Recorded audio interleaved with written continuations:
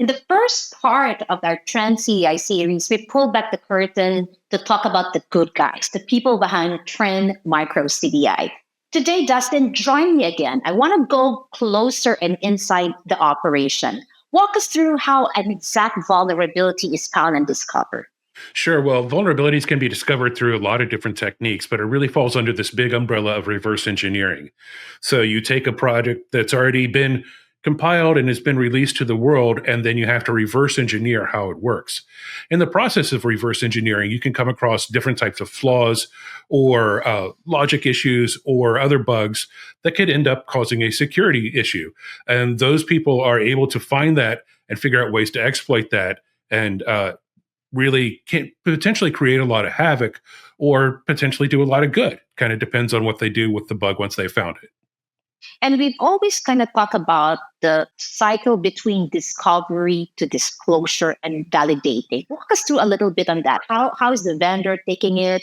And what's the disclosure clock that we're looking at oftentimes? So what the process that happens is we find a bug within Trend ZDI or a bug is reported to us, and we the first thing we do is verify it. We don't just buy things based on your reputation. We actually make sure that it's a real bug. But then once we purchase it, it kind of goes on the clock because we report it to the vendor and we hand it to our filter writing team. Our filter writing team is going to figure out how to protect Trend Micro customers earlier than the vendor. But the vendor has 120 days then to create a patch or some sort of resolution that addresses the vulnerability. And since we've been at this for 20 years, they know that we will take action if they fail to take action. And it's one of the reasons that people report bugs to us anyway. Because if you're just a lone researcher out there trying to take on Microsoft or Apple or Google, might not really pay you much of attention. But if you come to us, we handle that disclosure process and we go to the vendor and we make sure that the vendor takes it seriously and that the vendor provides some sort of response within a reasonable time frame. So you're saying that as soon as it's discovered and reported to Trend ZDI, end of the day, they're already safeguarded, they're already protected because we've embedded some of those protection in our solutions. Can you expand a bit on that and in terms of protection to the customer? So these filters are going out on average 3 months before the vendor patch.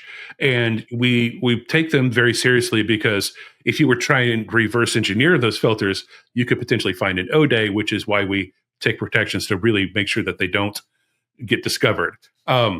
But those go out to various products within the Trend platform, be it Phishing One or Tipping Point or Deep Security, depending on the type of bug and where it can be actually protected. So all of these filters are going out ahead of time, allowing for protections while the vendor is working on it. That's the 0-day portion of it. And 0-day exploits are very rare. And a 0-day just means it's been patched by the vendor for 0 days. So that's an unknown exploit, right? But an end-day is something that has been patched for n number of days. And those are very common. So our pre-release protections are also our post-release protections. So even after the patches come out and you're testing and deploying, which could take 30, 60, 90 days in good enterprises, the bad guys are still going to be thwarted because you've got those protections out there ahead of time. Mm-hmm. Yeah, I think that's very worth to mention in terms of the window of protection that they have upon discovery. Can you, on the last question, can you take us behind the scene of something very memorable and how does that journey took us from the kitchen? When I say kitchen is, all of us kind of coming together around it. Well, sure. There was one last year that I'm sure you remember as well on SmartScreen filter bypass. So our threat hunting team found a 0-day in the wild that was bypassing the Microsoft Smart filter, and it was being used by ransomware crews. But we found it. We were able to report it to Microsoft.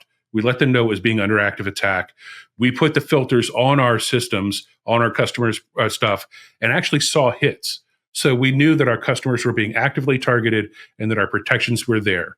And then when Microsoft released a patch a couple of weeks later, we were able to go out with a bunch of information, a bunch of indicators of compromise for everyone to use, whether or not you're a Trend customer, and show how this bug was being exploited in the wild, how Trend customers were protected ahead of time, how we found it, and then, here's the patch and here's what you do next.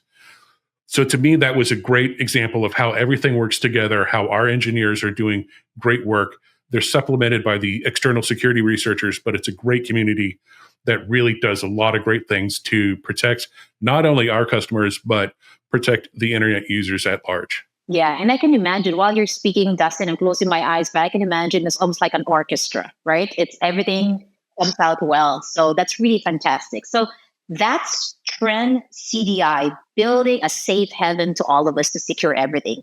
Next time, we'll also be joined by Dustin. Let's dive in a little bit on disclosure policy. We'll cover deadlines 30, 60, and how this framework really compels an industry to come together for a real change. So join us on episode 3.